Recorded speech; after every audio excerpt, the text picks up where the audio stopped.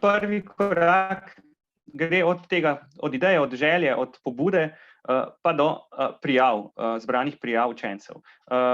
Pomembno je v tem koraku, da pridobimo podporo vodstva šole, da se nekako vzpostavi sodelovanje med ključnimi akterji, da se dogovorimo o tem, pač tisti, ki smo izvajalci, kako bo zadeva potekala in seveda na koncu, da zberemo prijave učencev. Kot izziv se je izkazalo, da pač je včasih težko vključiti pravočasno vse, zlasti recimo spremljevalce, ker jih še nimaš, ne, na primer, ker jih je malo težje dobiti, ker bomo o čemer se bomo še pozneje pogovarjali. Izziv je bil včasih pridobiti zaupanje staršev, ker so pač zaskrbljeni pogosto, in na koncu včasih je izziv tudi dobiti potem kot posledice tega dvojega tudi dobiti dovolj prijav učencev. Če jih je premalo, se pač težko izvaja. Začne se ponavadi z nekim sestankom z vodstvom šole praviloma, ali je to učitelj, tisti, ki je pobudnik, ali je zunanji, ali so kakšni starši, je to zelo različno. Potem, če je priložnost, če se časovno izide, je fajn imeti eno predstavitev na svetu staršev. V Novem mestu so recimo imeli zelo, tako bi rekel, vse te korake, tako kot je bilo idealno, da se pač gre da se širi počasi beseda o tem, no. In potem so seveda en ali več teh operativnih sestankov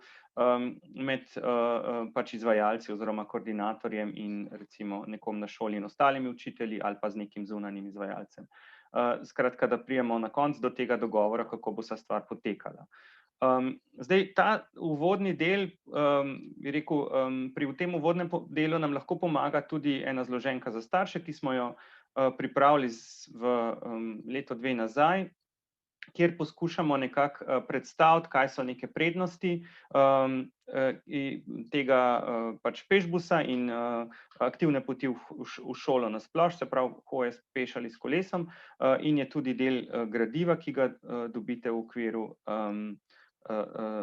pač med ostalimi gradivi v podporo izvajanju. Tukaj pač je par takih tipičnih vprašanj, ki so najpogostejša na teh uvodnih predstavitvah, s katerimi si nekako pomagamo to zaupanje staršev pridobiti. Potem imamo pa zbiranje prijav, no, na koncu, kjer imamo tudi pravzaprav neko to malo formalno izjavo na koncu, ki seveda nima neke, bi rekel, oblike, neke pravne forme, smo jo pa preverjali v resnici s pravniki in pripravili pravzaprav po švicarskem zgledu takrat, no, in gre nekako za to, da se starši tukaj zavejo oziroma da vejo, kaj so nekako osnovni okviri tega, da tako, kadar otroka pač se odločijo vključiti v pešbus, da je to prostovoljno, in da ima to neke, da seveda ima tudi otrok neke obveznosti in da seveda je tako podobno, kot da bi otroka, kar se odgovornosti tiče, podobno kot ko otroka odpelješ na rojstni dan, so Švicarji rekli, recimo, tako se nam zdi en tak zanimiva primerjava, no. Zdaj, nauki pri tem so čim zgodnejše sodelovanje, to, kot sem že omenil, zelo pomembna je ta trdna podpora vodstva šole. Če tega ne bi bilo, je kar težko se potem naprej dogovarjati, ker seveda pri tem ne